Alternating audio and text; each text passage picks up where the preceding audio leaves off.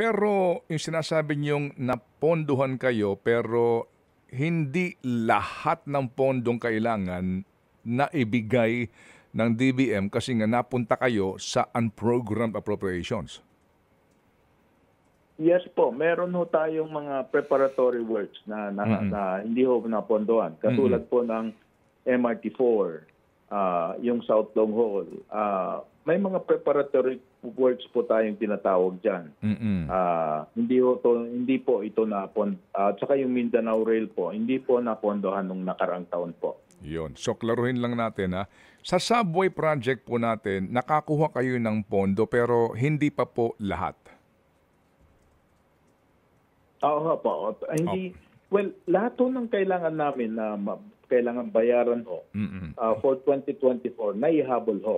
Okay. That's, For the NSCR, ganun din po, naihabol po.